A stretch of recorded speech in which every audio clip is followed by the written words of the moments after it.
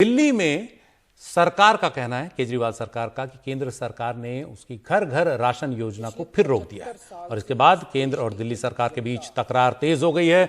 आज मुख्यमंत्री अरविंद केजरीवाल ने प्रेस कॉन्फ्रेंस में कहा कि जनता राशन माफिया की शिकार है, फिर भी केंद्र ने यह योजना क्यों रोक दी।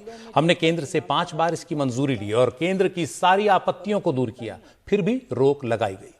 साथ ही केजरीवाल ने कहा कि कोरोना के दौर में अगर गरीब के घर राशन की डिलीवरी होती है तो राशन माफिया के साथ साथ बीमारी से लोगों का बचाव भी होगा। अंत में उन्होंने कहा कि केंद्र से गुजारिश करते हैं कि इस योजना को न रोकें, ये राष्ट्रहित की योजना है। आपने ये कह के हमारी स्कीम खारिज की है कि हमने केंद्र सरकार से इसकी अप्रूवल नहीं ली। ये गलत है सर। हमने एक बार नहीं, 5 बार आपकी अप्रूवल ली है।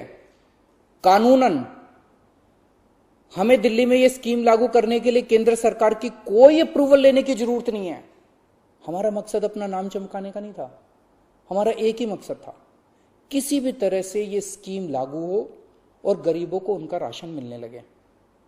और बीजेपी नेता संबित पात्रा ने जवाब दिया, कहा कि लोगों का ध्यान भटकाने के लिए केजरीवाल ये सब कर रहे हैं।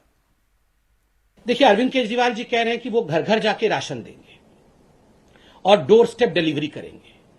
बंधुगण, ये डोर स्टेप डिलीवरी सही व्यक्ति को हो रहा है कि नहीं, गरीबों के पास ये राशन पहुंच रहा है कि नहीं, ये कैसे मालूम पड़ेगा? 25 तारीख से जो अरविंद केजरीवाल जी ये जो राशन डाइवर्टिंग सिस्टम, ये कहीं ना कहीं राशन को डाइवर्ट करना चाहते थे। ये इतने बड़े स्कैम को करना चाहते थे कि आप देखिए, जिस व्यक्ति तक ये राशन पहुंचना चाहिए उस व्यक्ति तक ये राशन नहीं पहुंचेगा और ये राशन न जाने किसके पास पहुंच जाता। ना उसका आधार कार्ड ऑथेंटिकेशन है, ना वहां ईओएस मशीन है। और आखिरकार बाद में आप दिल्ली में देखते कि 7, 8, 10 गुना अधिक इन्फ्लेटेड प्राइस में गेहूं और चावल आपको दिल्ली में मिल रहा होता। यही अरविंद केजरीवाल करना चाहते थे। और संबित पात्रा की बात का जवाब दिया दिल्ली के उप मुख्यमंत्री मनीष सिसोदिया ने। राशन की चोरी रोकने में दिलचस्पी नहीं है उनकी, अरविंद केजरीवाल जी को गाली देने में दिलचस्पी है। उनका कहना है कि जो व्यवस्था चल रही है वो ठीक है, वो तो ऐसे ही चलेगी। मतलब वो कहना चाह रहे हैं कि जो देश में 80 करोड़ लोगों के राशन की चोरी हो रही है, उसकी तरफ आम आदमी पार्टी, केजरीवाल सरकार आंख उठा के ना देखे। वो चोरी तो भारतीय जनता पार्टी ऐसे ही करती रहेगी।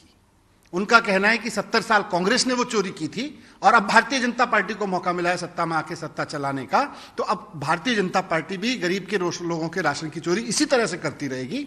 वो उसमें कोई करेक्शन बर्दाश्त नहीं करेंगे। और हमारे सहयोगी शरद शर्मा हमारे साथ हैं। शरद, ये एक और नई तकरार, एक समस्या अभी सुलझी नहीं है, बनी हुई है, एक और नया बहाना लड़ने का मिल गया क्या?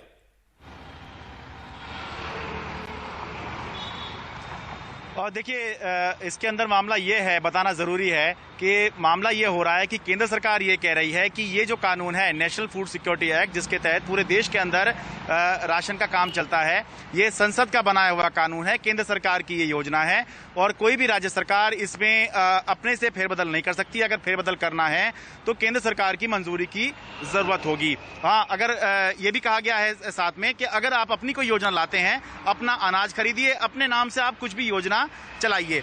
जो राज्य सरकार है, जो दिल्ली सरकार है, वो ये कह रही है कि पहली बात तो हम कोई नई योजना चला ही नहीं रहे हैं।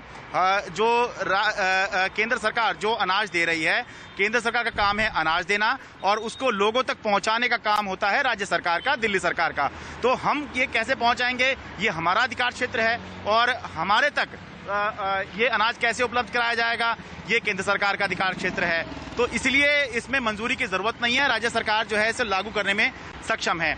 कुल मिलाकर सुशील जी, बात यह है कि अगर दिल्ली पूर्ण राज्य होता या अगर दोनों पार्टियों के बीच में, आम आदमी पार्टी और बीजेपी के बीच में संबंध ठीक ठाक होते तो शायद अभी तक जो हम तकरार देख रहे हैं इसके बारे में हमें पता भी नहीं लगता। लेकिन क्योंकि ये स्थिति दिल्ली के अंदर है इसीलिए ये इफ बट वाली कहानी चल रही है कि वो कह रहे हैं कि आपको योजना लानी है तो अपनी लाइए, हमारी योजना में आप छेड़छाड़ नहीं कर सकते। वो कह रहे हैं हम योजना का जो नाम है, आपने आपत्ति की थी मार्च के महीने में, मुख्यमंत्री घर घर राशन योजना इसका नाम था।